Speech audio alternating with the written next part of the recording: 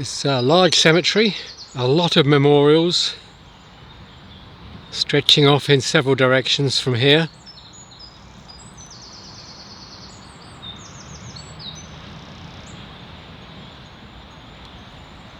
This substantial one, close to the main path up to the chapel. The inscription, I hope you can read it. It's to William Hornby, the dearly beloved husband of Lily May Morris, who was accidentally killed January the 3rd, 1925, aged 29 years. Here is one behind the iron railing still, and with a angel on the top, nicely situated against the hill in the background.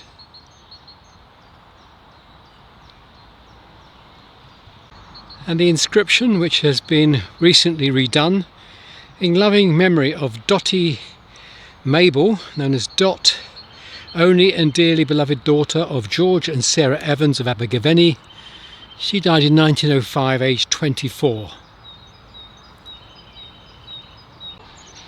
A distinctive way of doing the cross on the stone. And then the inscription on the base: Thomas Brown of the Cottage, Grosvenor Road, 1922, aged 81. And then Martha, his wife, in 1927. Another angel with the pointing finger and the open book on top of a nice slab of black granite.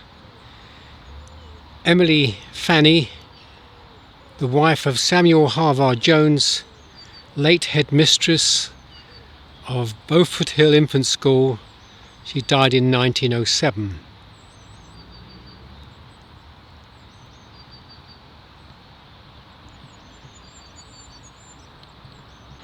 As you would expect, the majority of the memorials here have Welsh surnames, but this one's an exception. This sounds more like an Irish surname. Edith Emily, daughter of James and Mary Eleanor Duggan, 1895 to 1899, so she was around 4 years old. Then you have James Duggan and Mary Eleanor Duggan. In loving memory of George Thomas W. Howson, MB, CM, Edinburgh, late of Erith, Peeblesshire, NB is North Britain, who died at 30 Monk Street, Abergavenny, 1898, aged 35. So a well qualified man who died in his prime. And another one that's out of area, James Kerr, late of Newbridge in Dumfries, just over in Scotland, who died at Abergavenny 1900, aged 53. And to get us back on track with the Welsh names, this is William Williams, William Alfred Williams, who was a vet, and his wife was Mary Nee Lloyd. This one has an interesting inscription on the base. We have Charles Bishop, known as Bert, late Sergeant in the Royal Engineers from 1915 to 1919, so we're talking First World War. Beloved eldest son of Mary and somebody Williams, and died aged 25 years in 1921. This white stone stands out very clearly. This is for Lewis Morgan, who died at the Tudor Arms, Abergavenny, presumably a public house, 13th of May 1909, aged 55. And then our beloved mother Sarah, his wife, she died at the Belmont Inn, 1909, 25th of November, so just a few months apart, but they died at different public houses. Presumably they owned them both or were licensees of them both. Always great interest when they tell you a little bit about the person. This is William E.P. Morgan of this town, a painter, 1910, age 51. Now it's not clear whether he was an interior decorator or whether he was an artist, but it's better than not having anything at all. Mary Ann Whitney, late of Hereford, who passed away at Mount Pleasant in Abergavenny. But let's go down towards the bottom. Thomas George, only son of George and Emily Bevan, accidentally killed on the LM&S railway, 1925, age 27.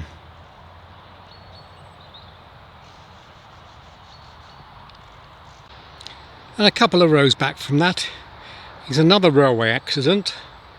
Frederick Charles, the son of James and Elizabeth Lewis, whose precious life was taken by an accident on the LNWR sheds, Abergavenny, 1909, aged 23.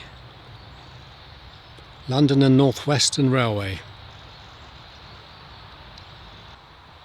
A very intricately decorated stone. A lot of work has gone into bringing out these bunches of fruit and a goblet in relief on the cross itself. Fine example of stonemason's work. At the base we learn it's for Edmund John Lewis, who died in 1934, aged 18 years. And then beneath that we have Arthur Roger Lewis, Royal Marines, HMS Gloucester, killed in action 1941, and he was 20-something years. You have to love this one. Rosalind Tiny Morgan, who died aged 84. She was known as Tiny, beloved daughter of James and Lucy Morgan. Across to the side we have a garden of remembrance with some war graves, 12 war graves, and they all appear to be from the Second World War. Let me just pick a couple at random. This one to Flight Sergeant D. Morris, a navigator in the Royal Air Force, 1944, aged 23. And this one to Private P. Ogone, the West Yorkshire Regiment, 1942, aged 27. And at the base we see an inscription. This was put on by the relatives. There was a small cost per letter to have this inscription added. A daily thought, an everlasting memory of a dearly beloved son, Dad and Mam.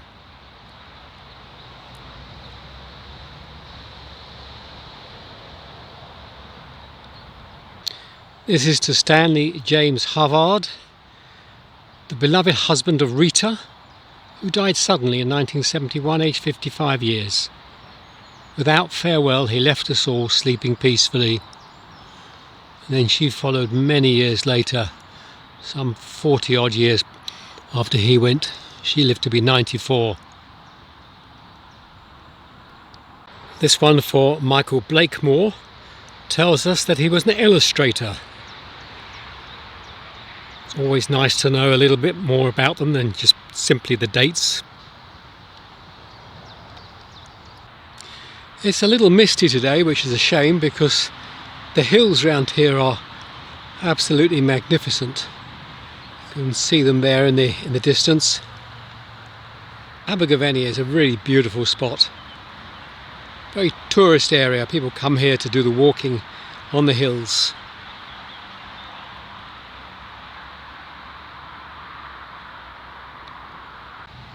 Nearby is this one. I hope the camera can make out the inscription.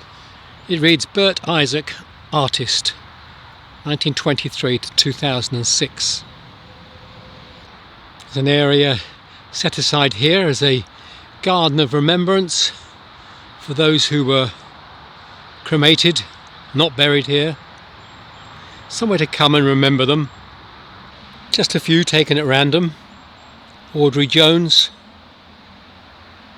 Wing Commander Peter Lemon, DSO DFC.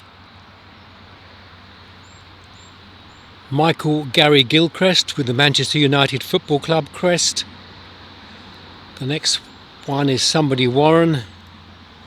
And then we come across to John Harvey, who died in 2004.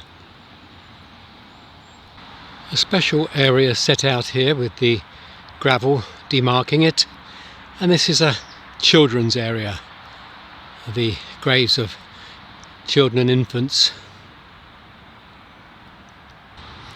And one can only wonder at this one. Philip John, the darling son of Deirdre and Roger Collett, tragically killed 1972, aged 2 years.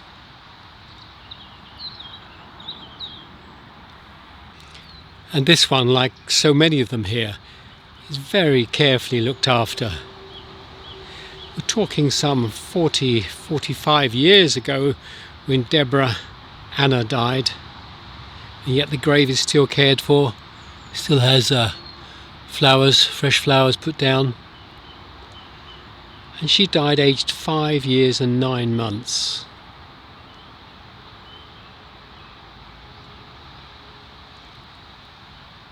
I've moved further into the cemetery now, and on the down slope here you can see it's all the new stones.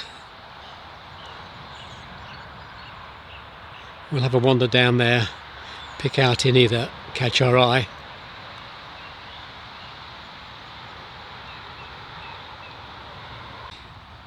This one for Pauline Marjorie Knight has a gold grand piano at the top, and down near the bottom a musical star shining in heaven. This is to Paul Andrew Osborne, Noddy. He was just 28, and the picture is of a Harley Davidson motorcycle, the largest and noisiest of all motorcycles. William McCarthy, Billy, he died aged 53, and we have an electric guitar on the left hand side.